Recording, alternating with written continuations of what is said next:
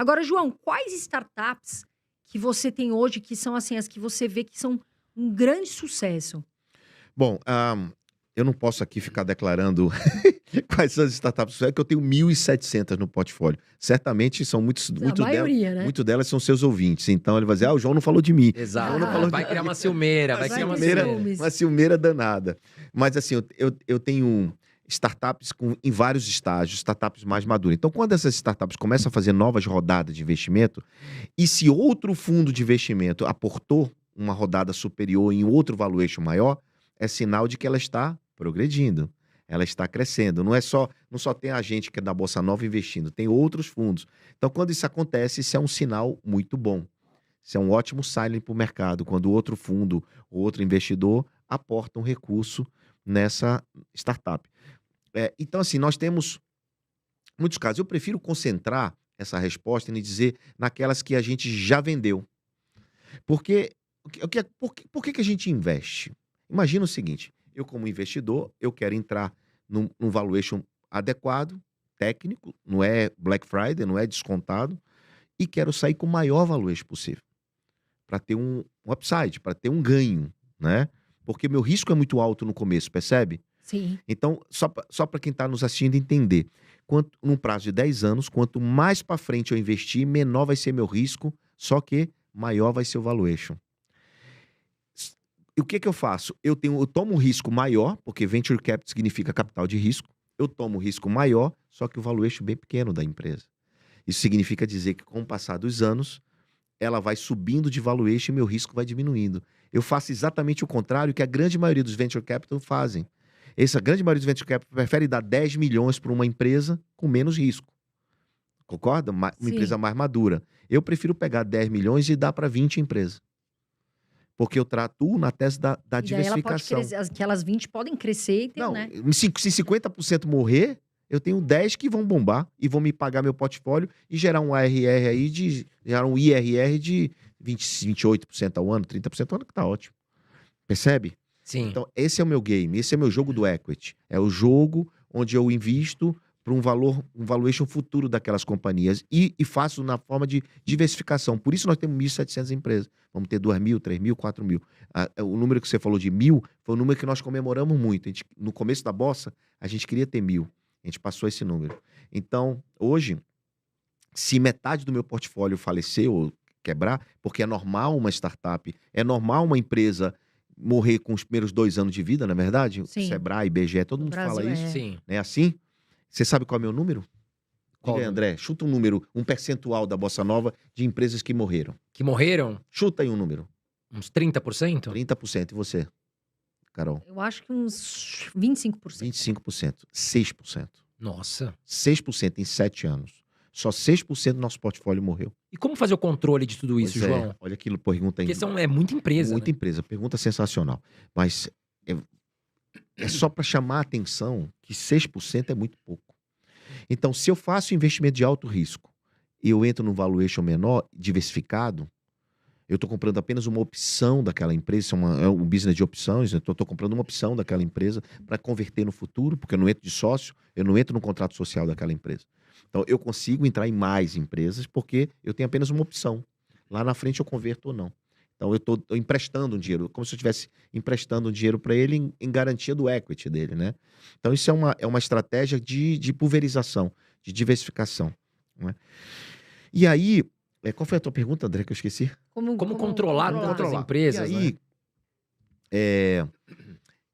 essa diversificação vai trazer um monte de empresa pro teu portfólio.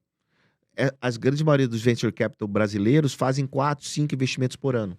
Eu faço 10 ao mês. Nossa, é muita coisa. 10 ao mês. Então tem que ter uma baita estrutura e a gente tem uma baita estrutura para atender isso. Então, como é que cuida? Primeiro, sistemas. Automatizamos tudo. Tudo processo, tudo inteligência artificial, tudo. E muita gente para analisar e para cuidar. Nós temos uma área chamada Rede Bossa, que é uma rede onde os empreendedores ficam lá dentro e tem 2 eventos por mês, online e presencial. Temos um time para cuidar dessas startups e temos mais de 3 milhões de benefícios para eles, que são Amazon, Google, serviços gratuitos, pagos com desconto, que eles usam da gente. Então, a rede é uma comunidade. E como comunidade, eles se ajudam. E nós gerenciamos essa comunidade. É uma forma de você não ter que estar pegando na mão, porque eu não pego na mão de nenhuma startup. A não ser que ela me demande. Se você for olhar aqui no WhatsApp, tem pedido de 20 startups aqui. Para quê? Ah, João, me conecta com a Carol, me conecta com o primo, me conecta não sei com quem, me ajuda não sei o quê. Então, eu faço, o meu time faz meio que Essa essa ponte. ponte, e isso é um serviço que a Bossa Nova ajuda ele. Tô com problema contábil, tô com problema jurídico, a gente tem lá os serviços para ajudar eles. Então é assim que a gente cuida.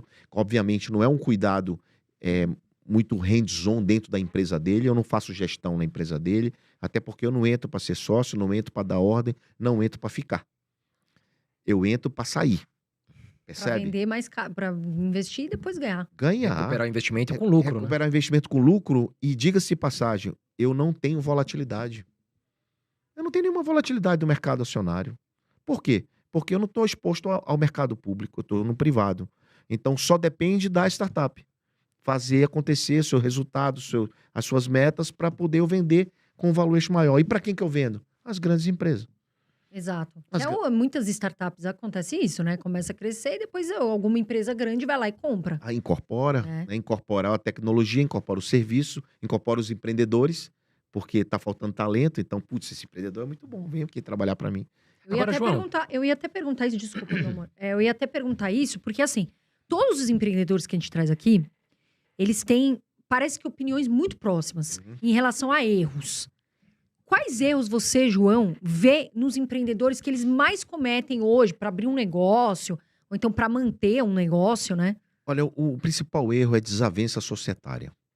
O principal erro é não combinar falta, pena de escanteio na partida. Poxa, no bem tá tudo bem. Depois é meus bens, né? Exato. No casamento é assim. Imagina uma empresa que é casamento sem sexo. Aí não tem como, né? É mais um rolo. Então, eu digo assim para os empreendedores, façam um acordo de acionista. Cada vez mais, compliance, governança, passa a ser importantíssimo para pequenas empresas. E a gente está vendo isso no Brasil muito fortemente. Eles se preocuparem com governança, montar um conselho de administração, fazer um acordo de acionista na partida. Parece complicado isso, mas não é. Então, só fazer uma limitadazinha, cara, já monta um acordo de acionista com o teu sócio. O que é o acordo de acionista? É exatamente assim, ó. Se eu morrer, meu filho pode tocar a empresa? Quem vai ficar com a minha parte? A gente pode pedir empréstimo até que valor? Quem vai fazer isso, quem vai fazer aquilo? Então, o erro principal dos empreendedores, e muito parte do que as empresas quebram, é porque elas não combinam as coisas enquanto está no começo. Depois, para combinar, quando... Vixe, é muito difícil. Então, esse é o primeiro erro. Segundo erro, achar que sabe tudo. O cara começa a ganhar dinheiro, aí começa a se achar, né? O ego, né? Sobe. Sobe demais o ego. E aí começa, isso eu já sei, isso eu já faço, isso tô tranquilo. Então, esse é um outro erro muito complicado que eu vejo eles cometerem, e aí quebram, porque pela arrogância termina negligenciando coisas, porque já sabe, e aí erra.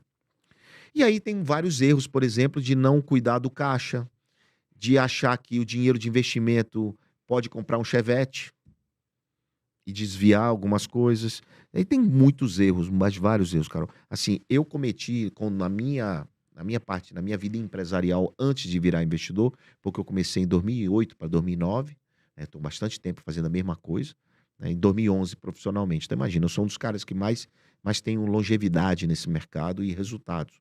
E não estou falando, não estou jogando confete em mim, eu estou falando porque é verdade, é track record, né? Então, lá atrás eu cometi alguns erros, por exemplo, confundia faturamento com lucro. Esse dinheiro é meu. Aí lucro não era. Era da empresa, né? Então a gente ainda vê esse tipo de erro nos dias de hoje. Agora, João, imagina que uma pessoa já tem a empresa dela, já está funcionando. Como chegar no valuation daquela empresa? Como avaliar? Poxa, minha empresa vale 100 mil reais.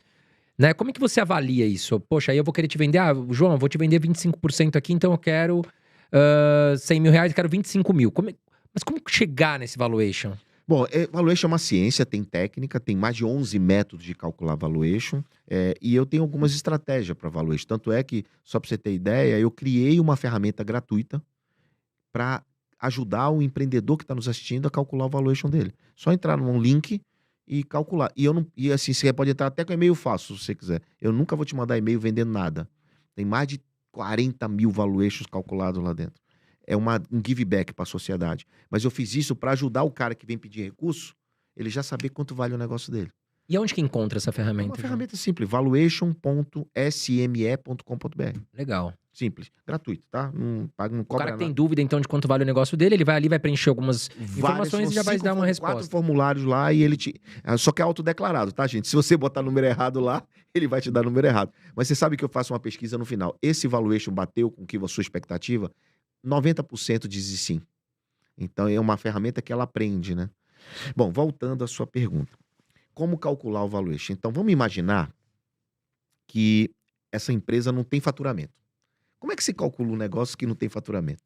Então a primeira resposta é empresas wannabe, ou empresas base zero, que eu digo, que não tem nem nada de... Não tem como achar a valuation disso, né? Porque não tem história, não tem Exato. histórico, difícil. Então eu vou tentar dar 2 exemplos sobre simples sobre como aprender a calcular a valuation de uma empresa que não tem nada e de outra que tem alguma coisa, tá bom assim? Com Tá. certeza, Tá legal. bom? Então acho que isso é didático para quem está assistindo e vai ser útil para eles para fazer. Então vamos lá.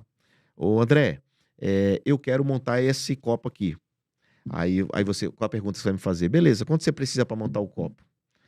Aí você acha a primeira variável, 100 mil. 100 mil para fazer esse copo. Beleza, aí você vai perguntar em quanto tempo você faz esse copo? Em 12 meses. 100 mil, 12 meses. Aí vai guardando. Então você começa a ter. Tá bom, você faz outra pergunta. Qual é o percentual que você quer me dar pelos 100 mil? Aí você diz 10%. Aí mais terceira variável. Tem mais uma variável, 10%. Certo? Com essas variáveis você faz a conta. 100 mil, 10%, quanto é que vale a empresa? Multiplica. E você tem um valuation de 1 milhão. Uhum. Ok? Aí eu que sou investidor, eu vou olhar assim e vou dizer, esse negócio vale 1 milhão? Mas tem um ponto de partida. Se o investidor botar os 100 mil por 10%, o negócio efetivamente vale 1 milhão. Porque alguém setou o valuation. Então, quando você quiser fazer um cálculo de valuation de uma empresa base zero, ou seja, que não tem faturamento, a primeira coisa que você tem que saber é quanto você vai precisar de dinheiro. Mas, João, ele chutou os 100 mil. Não chutou 100 mil. Pega uma planilha e bota 4 linhas. A primeira linha, quanto você vai precisar, quanto você espera faturar por mês. Segunda linha, quanto de investimento tem que comprar equipamento ou não. Qual é a despesa fixa, mensal, aluguel, não sei o que, funcionário, e despesa variável, comissão e tal. A soma daquilo ali, da receita menos a despesa, vai dar negativa. Porque no começo Não tem receita, não tem né? receita, Exatamente. vai tem dar mais negativo. despesa. Então o que você tem que fazer para achar os 100 mil?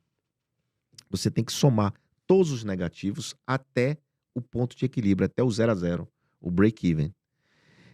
Quantos meses deu isso? 12 meses? Por isso que eu perguntei quanto tempo. 12 meses, 18 meses, 14 meses. Você soma todos os negativos e acha quanto vai precisar para fazer o copo. Sacou? Simples assim. E o que é que eu faço? Qual é a minha regra de ouro? Quando eu pego uma planilha dessa, eu diminuo 20% na receita e aumento 20% na despesa. Porque sempre vai... Passar, né? O cenário ruim, né? Você tá calculando o cenário worst ruim case ali. scenarios, né? Então eu sempre boto 20% para mais e para menos e acho um valor que o copo vai precisar para o copo. Vejo se os 10% me interessa e calculo o valuation dele. Entendeu? Entendi. Ficou claro? Sim, Sim. sim. Ficou Pra claro. quem não tem faturamento. Para quem não tem nada, para quem tá só com a ideia e que vai começar. Vamos cara que tem faturamento. O que é que eu faço? Eu de cara, eu vejo qual o resultado dele anual. Se for recorrente, a gente chama de ARR. Se for GMV, se for mensal. Então tem essas siglas, mas basicamente assim, quanto você fatura por mês? Eu pego aquele valor e multiplico por 12. E quanto você tem de margem EBITDA, como se fosse o EBITDA, tá? Mas uma margenzinha lá, De lucro operacional, né? por exemplo, mensal. Eu pego aquele valor de faturamento anual e jogo, aplico um múltiplo. 10 vezes, 8 vezes, 7 vezes, 12 vezes, depende do segmento. E depende do feeling que eu tenho com o empreendedor. Quanto pior o feeling, menor o múltiplo. Quanto melhor o feeling, maior o múltiplo. Então é uma outra forma de se fazer cálculo de valuation. Claro que tem 11 métodos, claro que tem um método VC, vários métodos, que a Bossa não faz isso. A Bossa faz de uma maneira um pouco mais técnica, um pouco mais diferente. Como a gente não tem tempo aqui para explicar tecnicamente, eu estou falando de uma forma mais simples de se fazer conta. Porque o calcular valuation não é Shark Tank. Eu não estou falando mal do Shark Tank, apenas estou dizendo que no Shark Tank, o que é que eles querem lá? Eles querem diminuir valor de aporte e aumentar percentual. Sim. Sim. Não é assim que funciona? Aquela É. briga por negociação. Puxa daqui, É puxa de uma lá. negociação, puxa daqui, puxa de lá. Abaixa o negócio, né? Vamos fazer assim, você me dá uma porcentagem maior. Maior. No mundo de venture capital, no meu mundo, isso não funciona. Porque eu não posso diminuir do valor que ele vai precisar para fazer o copo. Porque se eu negocio, ao invés de dar 100, dar 50, ele não faz o copo. Exato. O negócio não sai do papel. Entendeu? Sim, por isso Então- que tem negócios lá que também não dão muito certo, né? Falta todo esse cálculo, né? Exato. E eles nem têm É. tempo para fazer cálculo na cabeça ali e tal, Sim. enfim. Então, o meu mundo, o nosso mundo de investimento em venture capital, nessa classe de ativos startups, porque é uma classe de ativo, ele é bem mais